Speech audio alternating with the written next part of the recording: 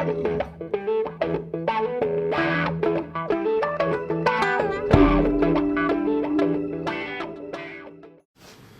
le maire, bonjour.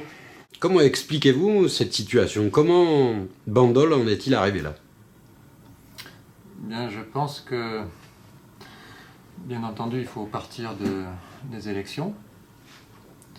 Je ne reviendrai pas sur avant les élections, sauf si vous le souhaitez. Mais je ne me suis pas rendu compte tout de suite que je dérangeais à un tel point. Je me suis lancé dans l'aventure pour faire avancer la ville, pour faire avancer un projet. Et je ne me suis pas rendu compte que tout le monde ne ramait pas dans le même sens que moi. Je ne me suis pas rendu compte qu'il y avait d'un côté de l'ambition personnelle, une carrière politique à faire, et de l'autre côté, quelqu'un qui cherchait à rendre des services à sa ville sans en tirer un intérêt quelconque. La première chose qui aurait dû m'alerter, c'est l'intervention de M. Jean-Sébastien Vialat au lendemain des élections municipales, qui a écrit dans un journal qui est Telex. Il a écrit, bon, je ne sais pas au mot près, mais vous pouvez le trouver dans la presse, que nous avons perdu Bandol, je dis entre guillemets, alors qu'il y avait une alliance entre un candidat qui était UDI, tête de liste, et une candidate qui était UMP, tête de liste. Donc, normalement, il aurait dû dire « nous avons gagné ». Ben, c'est pas ce qui s'est passé, il a dit « nous avons perdu Bandol ». Ensuite, ben, j'étais sans arrêt sous pression pour me faire trébucher. Je vous donne un exemple parmi d'autres. J'avais demandé, ce qui paraît assez légitime pour un maire, aux adjoints de faire le point par écrit sur l'état d'avancement de leur délégation.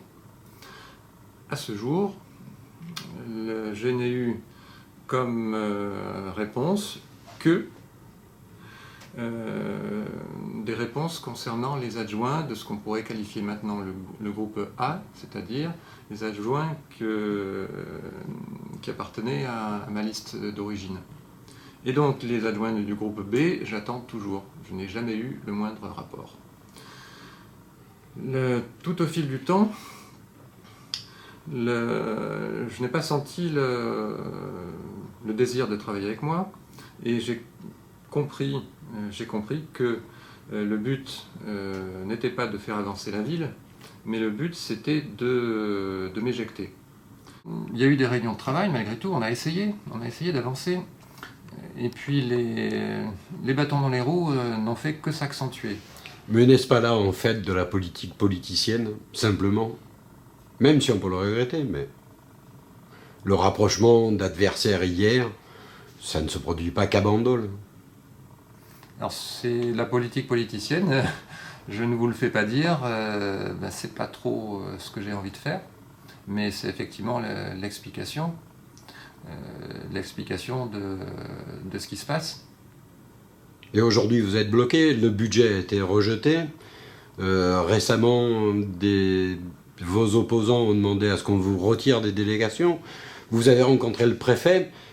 Quelles sont les solutions pour sortir de l'ornière? Pour que la situation se débloque, eh bien, il faut qu'il y ait suffisamment de démissions pour que le préfet constate une carence du conseil municipal et qu'on reparte aux élections.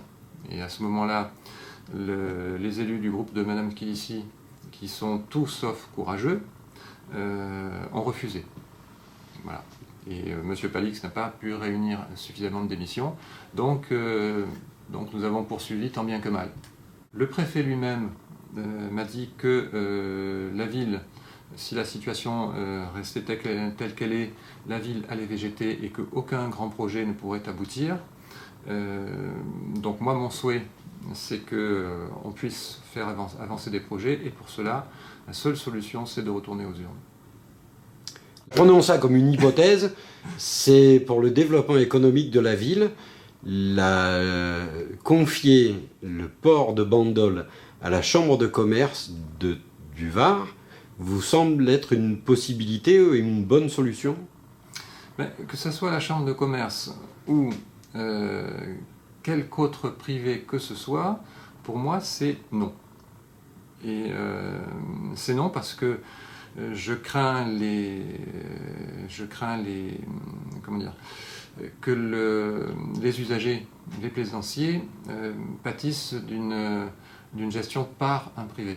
Je ne dis pas d'une gestion de type privé, mais d'une gestion par un privé, parce que je ne sais pas... Enfin, la chambre de commerce n'est pas un privé, c'est une institution. Ce que vous voulez dire, c'est la gestion du port par une personne extérieure à la ville, oui, si je vous ai bien compris. Alors effectivement, la chambre de commerce est un... comment dire dépend de l'État, je suis d'accord avec vous, mais pour moi, effectivement, c'est une personne extérieure, et je la place dans la même catégorie que des privés qui pourraient être Vivendi, etc. Pour moi, c'est un risque. À partir du moment où la gestion échappe à la ville, je ne sais pas ce que ça va devenir, je ne sais pas quels seront les tarifs, je ne sais pas quelle sera la politique tenue. Donc pour moi, c'est hors de question, et tant que je serai maire, je ferai tout pour éviter ça. Bien écoutez, monsieur le maire, je vous remercie. Si vous le permettez, nous viendrons vous revoir dans les prochains mois.